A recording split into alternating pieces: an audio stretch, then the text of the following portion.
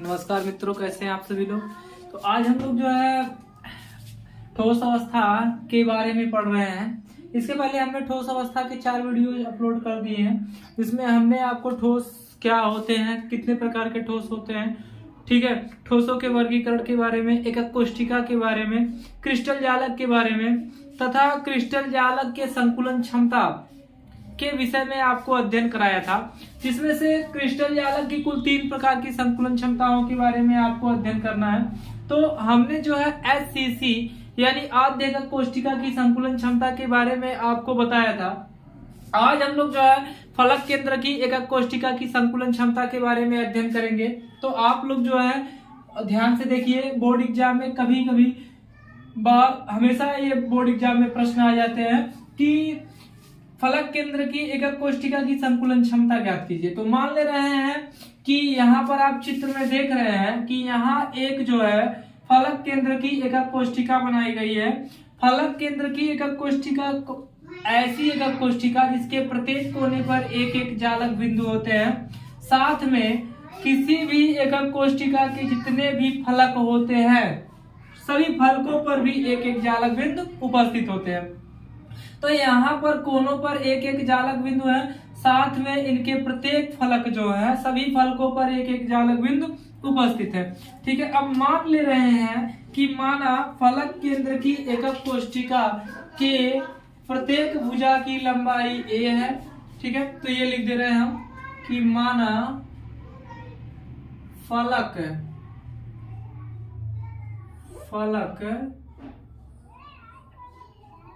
केंद्रीय एकक कोष्ठिका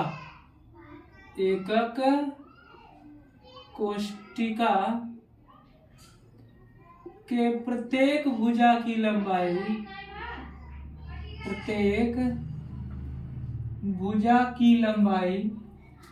प्रत्येक भुजा की हम लंबाई मान ले रहे हैं a है, एवं जालक बिंदु की त्रिज्या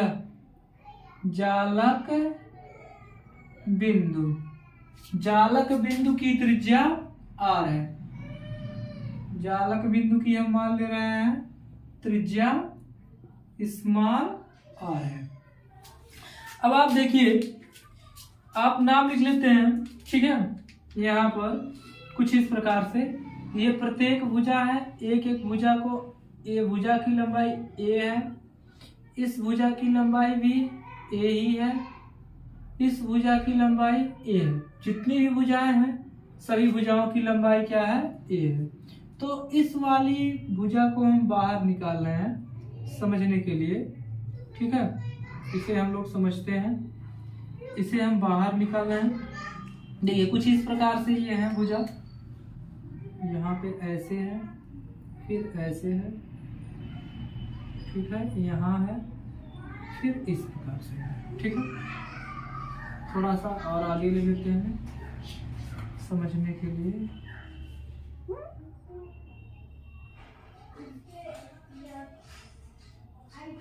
इस प्रकार से है, यहाँ पर एक जालक बिंदु इस प्रकार से है जिसका केंद्र है, ये जालक बिंदु दूसरा है इस प्रकार से है, सभी उसके भीतर ही हैं, समझिएगा। और ये तीसरा जालक बिंदु इस प्रकार से है। ठीक है, 3 जालक बिंदु हैं।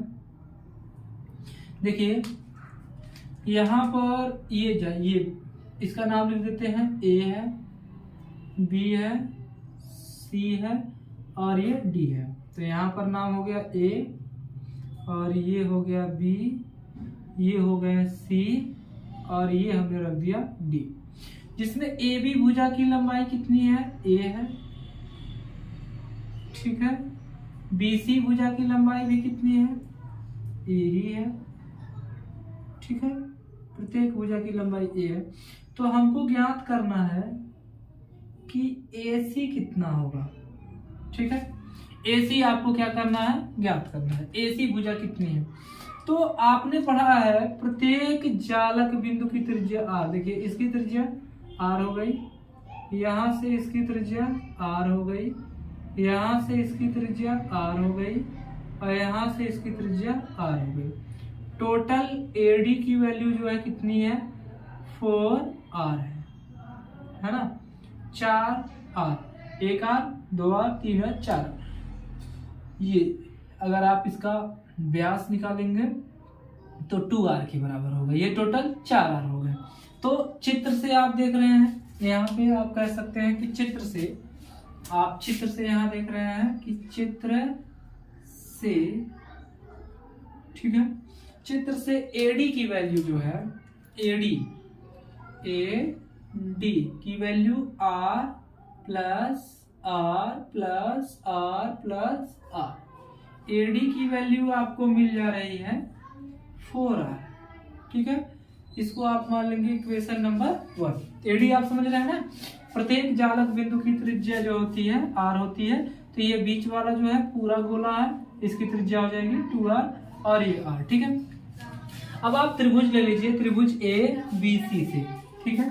पुनः आप आ जाते हैं, पुनः हम लिख रहे हैं त्रिभुज ABC से आप पाइथागोरस का प्रमेय लगाइए। पाइथागोरस है ना, पाइथागोरस के प्रमेय से, पाइथागोरस का प्रमेय होता है कर्ण का वर्ग, है ना, कर्ण का वर्ग बराबर लंब का वर्ग और धन आपका हो जाएगा आधार का वर्ग। चलिए उस त्रिभुज में हम पता करते हैं कर्ण कौन है, सबसे बड़ी भुजा AD है, AC है, सॉरी यहाँ पे AC है, ये आप AC लिखेंगे, ठीक है, मिस्टेक हो गया वहां पे, सबसे बड़ी भुजा AC है। तो कर्ण है AC का स्क्वायर इक्वल टू लंब AB आप मान लीजिए आधार BC। तो ये हो गया AB का स्क्वायर और धन BC का स्क्वायर, ठीक है। अब भुजाओं को लेकर चलना है। AC आपको मालूम नहीं है, ठीक है, AC आपको मालूम नहीं है, तो आप ले रहे हैं AC को, मात्र AC ऐसे ही लिखिए, ठीक है। ये हो जाएगा A स्क्वायर प्लस ये हो जाएगा A स्क्वायर इक्वल टू हो जाएगा AC की वैल्यू हो जाएगी 2A का स्क्वायर और ये हो जाएगा AC इक्वल टू हो जाएगा रूट 2A का स्क्वायर और AC की वैल्यू हम लिख सकते हैं 1A रूट 2, ठीक है। AC की वैल्यू हमने निकाल लिया रूट 2, ठीक है, समीकरण 2।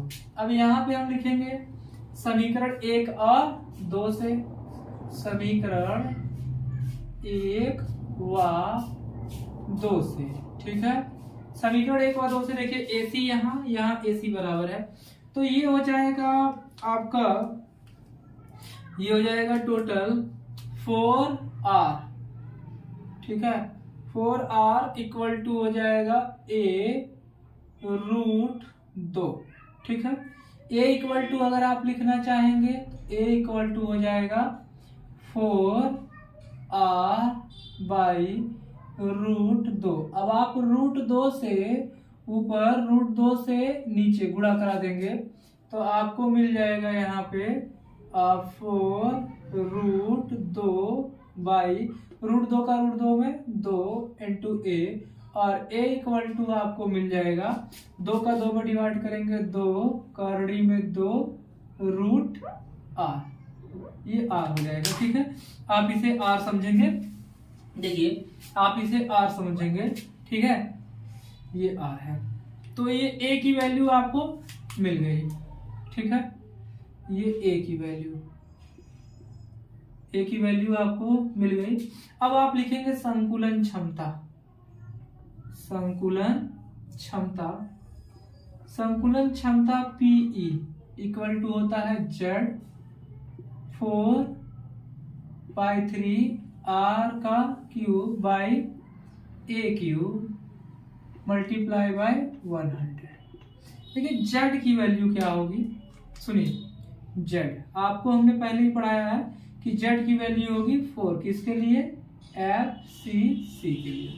तो आप यहाँ पे रखेंगे पीई संकुलन क्षमता, ठीक है। Z 4 multiply by 4/3 pi R का क्यूब, ए की वैल्यू यहाँ से रखेंगे 2√2 का whole of cube multiply by 100%। ये हो जाएगा पीई इक्वल टू, आप इसे लिखते हैं 4 जा 60 है ना, बाई 3 पाई आर का क्यूब। ये लिख सकते हैं 2 का क्यूब करेंगे 8, फिर ये हो जाएगा 2 करड़ी में 2, ठीक है। 2 का 3 बार करेंगे 2 करड़ी में 2 और ये 100%, ठीक है। तो अब जो है इसे डिवाइड करते हैं हम लोग, ठीक है। तो ये हो जाएगा पीई 8 दूना हो जाएगा 16 पाई आर का क्यूब मल्टीप्लाई 3, 8 दूना हो जाएगा 16√2 मल्टीप्लाई 100%। और ये हो जाएगा पीई इक्वल टू 16 से 16 कैंसिल, और ये हो जाएगा पाई आर क्यूब, सॉरी यहाँ पे आर क्यूब होता है, ठीक है। ये आर का क्यूब से आर क्यूब भी कैंसिल, ठीक है। तो आपके पास बचा पाई मल्टीप्लाई बाय 100 और ये हो गया 3√2, ठीक है। 3√2 हो गया, ठीक है। यहाँ से हमने 16 से 16 काट दिया, पाई क्यूब से आर क्यूब कैंसिल कर दिया, पाई बचा है 100 बचा है। तो पाई की वैल्यू आप जानते हैं, ठीक है। पाई की वैल्यू होती है 3.14, है ना। तो संकुलन क्षमता निकालेंगे तो पीई इक्वल टू आप यहाँ पे रखेंगे 3.14 100 बाई आप लिख सकते हैं 3 मल्टीप्लाई 1.41, है ना। तो पीई आप लिख सकते हैं यहाँ पर डायरेक्टली, इसका मल्टीप्लाई कराएंगे 314 बट्टे 3 एकम 3, 3 चौके 12 के 2, 3 एकम 3 1 4.23।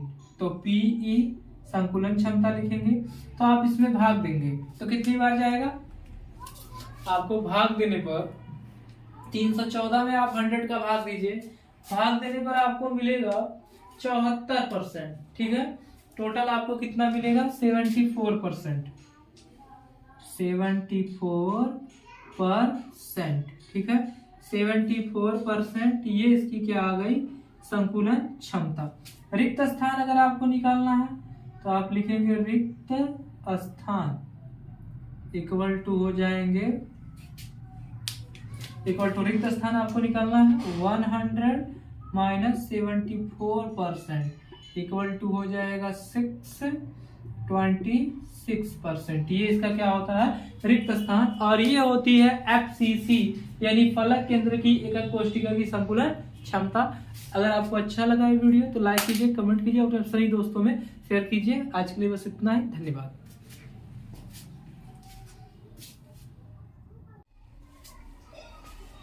नमस्कार मित्रों, कैसे हैं आप सभी लोग। तो आज हम लोग जो है ना लास्ट संकुलन क्षमता एकक केंद्र की अंतः केंद्र की एकक कोष्ठिका की संकुलन क्षमता के बारे में अध्ययन करेंगे।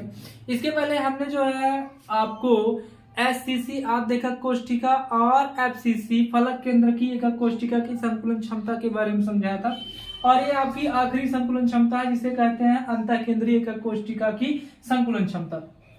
तो चित्र में हमने आपको बनाकर दिखाया है एक बीसीसी किसे कहते हैं, एक ऐसी एकक कोष्ठिका जिसके प्रत्येक कोने पर एक एक जालक बिंदु होते हैं।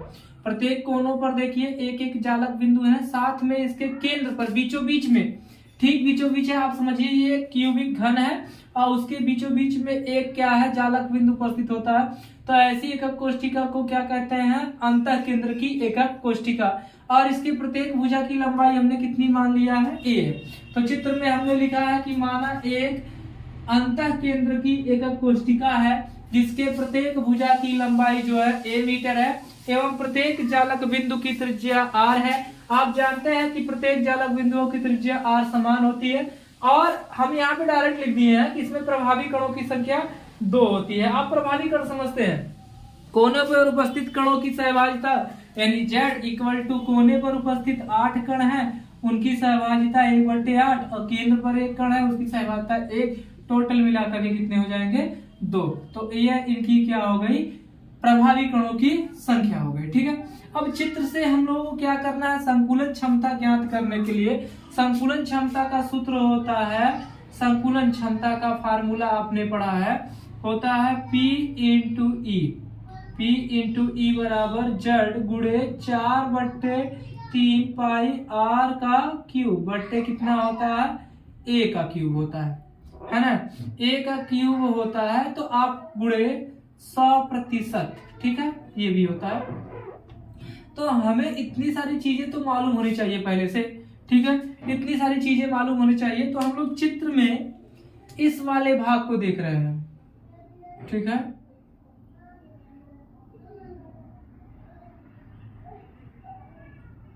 ये वाला हिस्सा,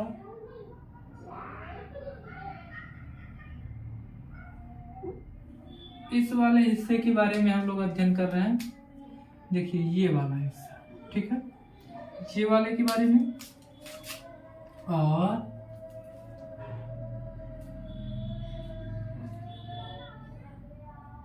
ये वाला हिस्सा। ठीक है, ये सूत्र हम बिठा रहे हैं अभी कुछ देर के लिए। देखिए इसका नाम लिख देंगे A, ये हो गया B। ठीक है, B हो गया, उसका नाम आप लिख दे रहे हैं B। ये हो गया C, ये हो गया D। तो हमें AD इक्वल टू चाहिए, तो सबसे पहले हम ये वाले भाग को जूम कर रहे हैं, समझिएगा। ठीक है, ये वाला हिस्सा, ठीक है, ऐसे है, यहां से ऐसे है और ऐसे है। ठीक है, इस चीज को समझते हैं। ये B है, ये C है और ये D है।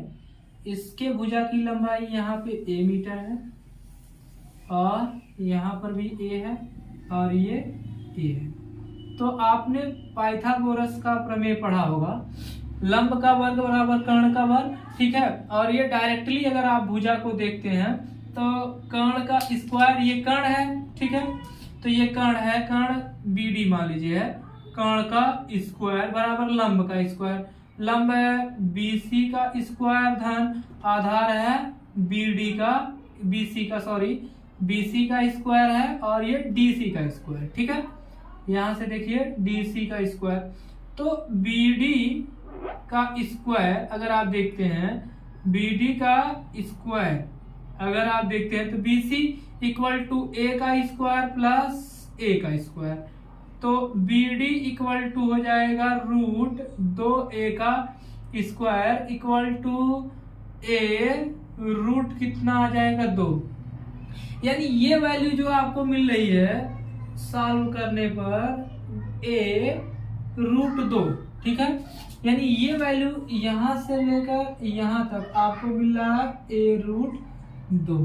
ठीक है, A रूट 2 मिल रहा है और ये वैल्यू कितनी है, A है। तो आप वो वाला त्रिभुज ले लीजिए। चित्र से आप डायरेक्ट यहाँ पे कहेंगे कि चित्र से देखिए, चित्र से आप देखिए, चित्र से त्रिभुज, आप त्रिभुज ले रहे हैं क्या, ABD, ये है ABD है। ठीक है, ABD से है ना, ये ABD है। ठीक है, तो हम ले रहे हैं त्रिभुज ABD से पाइथागोरस प्रमेय,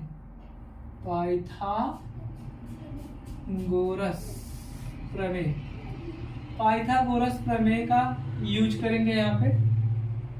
तो आप देखेंगे पाइथागोरस प्रमेय का फार्मूला होता है कर्ण का वर्ग बराबर लंब का वर्ग और धन आधार का वर्ग।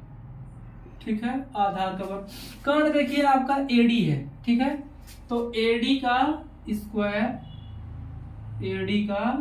स्क्वायर इक्वल टू ये हो जाएगा आधार, ये AB का स्क्वायर लंब ले लेते हैं AB का स्क्वायर और आधार इसको मान लेते हैं BD का स्क्वायर, BD का स्क्वायर। तो AD का स्क्वायर, AB की वैल्यू आपको मिल रही है वहां से A का स्क्वायर, ठीक है। AB देख लीजिए, ये वैल्यू A है और ये वैल्यू हमने यहाँ पर सॉल्व किया है 1√2, ठीक है, A√2। तो AD इक्वल टू हो जाएगा A स्क्वायर प्लस ये हो जाएगा A का स्क्वायर A इंटू 2। इन दोनों को सॉल्व करेंगे तो AD की वैल्यू आ जाएगी 3A का स्क्वायर। अब AD बराबर लेते हैं तो हो जाएगा √3A का स्क्वायर। अब AD इक्वल टू लेंगे तो A रूट कितना आ जाएगा 3। ये वैल्यू आपकी आ गई AD की। अब यहाँ पर आप समझिए, ये AD इक्वल टू अगर आप बनाते हैं तो कुछ इस प्रकार से बनेगा। AD को अगर आप चित्र से प्रदर्शित करना चाहते हैं तो ये A की एक कोष्ठिका, फिर ये बीच वाली हो गई, फिर ये यहाँ की हो गई, ठीक है। ये टोटल लेंथ आपकी किसकी है A और यहाँ पर क्या है D। अब AD को अगर जालक बिंदुओं के रूप में बदल रहे हैं तो यहाँ पर हो जाएगा, ठीक है, ये R, ये भी R, ये भी R, ये भी R, टोटल कितना R हो गया 4R। अब देखेंगे चित्र से कितना R आपको मिल रहा है 4R। AD की वैल्यू कितनी है 4R है। चित्र से आप यहाँ पे लिख दे रहे हैं कि चित्र से AD की वैल्यू जो है मिल रही है 4R। इसको इक्वेशन 1 मानिए, इक्वेशन 2। तो समीकरण लिख दे रहे हैं यहाँ पे, समीकरण 1 व 2 से, समीकरण 1 व 2 से हम लोग चल रहे हैं, ठीक है। यहाँ पे आ जाते हैं, ठीक है, यहाँ पे आ जाते हैं समीकरण 1 व 2 से। आप समझिएगा ये सेम चीजें, दोनों चीजें AD है, AD है। तो यहाँ पर A√3 बराबर होगा किसके 4R के, और A की वैल्यू अगर आप डायरेक्ट लिखेंगे तो 4/3R, ठीक है, 4/3R हो गया। ये आ गई A की वैल्यू। अब हम लोग निकालेंगे संकुलन क्षमता। देखिए संकुलन क्षमता, संकुलन क्षमता का सूत्र होता है P बराबर Z मल्टीप्लाई 4/3 पाई R का क्यूब बाई A का क्यूब 100%, ठीक है। अब हमने सारी चीजें यहाँ पे लिख दी है। अब संकुलन क्षमता निकालते हैं। संकुलन क्षमता हम निकाल रहे हैं PE Z की वैल्यू हमने बताया है BCC के लिए कितना होगा 2 4/3 पाई R का क्यूब, और यहाँ पे A की वैल्यू रख रहे हैं 4 करड़ी में 3R का होल ऑफ क्यूब, और ये हो जाएगा 100%। और ये हो गया संकुलन क्षमता PE equal to 8/3 pi R का क्यूब, 4 का क्यूब करेंगे 4 चौके 16 चौका 64, ठीक है। ये हो जाएगा 64 बाई, ये हो जाएगा 3√3R का क्यूब मल्टीप्लाई बाई 100, ठीक है। R क्यूब से R क्यूब कैंसिल, ये ऊपर चला जाएगा। हम लिख रहे हैं डायरेक्ट संकुलन क्षमता, ठीक है, PE इक्वल टू 8 3 करड़ी में 3 बटा, यह लिख सकते हैं 64 और मल्टीप्लाई 3 और यहाँ पर पाई और 100%। अब लिखेंगे हम लोग संकुलन क्षमता, संकुलन क्षमता P इक्वल टू, देखिए 3 से 3 कैंसिल होगा, ठीक है, 8 8 64, ठीक है। तो हो जाएगा करड़ी में 3 पाई गुणे 100% बटा ये 8 से काटेंगे तो कितना आ जाएगा 8। ठीक है, 8 आ गया। अब इसको हल करते हैं। संकुलन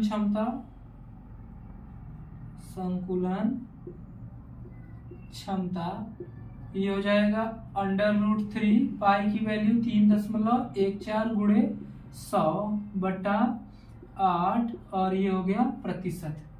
ठीक है, अब जब आप इसे पूरा सॉल्व करेंगे, ठीक है, जब आप इसे पूरा सॉल्व करेंगे, इसको सॉल्व करेंगे, जिसे आप यहाँ पे लिख दे रहे हैं P यानी संकुलन क्षमता करड़ी में 3 गुणे 314 बट्टा कितना हो जाएगा 8, इसका गुणा हो जाएगा। तो आप इसे पूरा डिवाइड करेंगे। ठीक है, तो संकुलन क्षमता आपको PE इक्वल टू करीब मिलेगी 54%।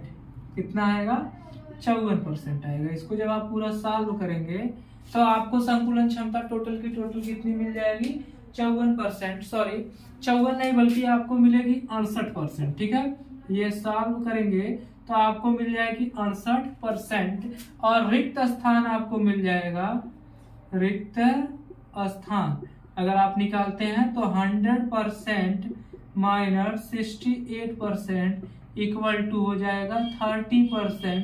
30% जो स्थान होंगे इस एकक कोष्टिका में खाली होंगे और 68% स्थान जो होंगे ये भरे होंगे। तो ये हो गई आपकी तीनों संकुलन क्षमताएं। अगर आपको ये वीडियो अच्छा लगता है तो लाइक कीजिए, कमेंट कीजिए, अपने सभी दोस्तों में शेयर कीजिए और अगर प्लीज आप चैनल पर नए हैं तो सब्सक्राइब जरूर कर लीजिए। आज के लिए बस इतना ही, धन्यवाद।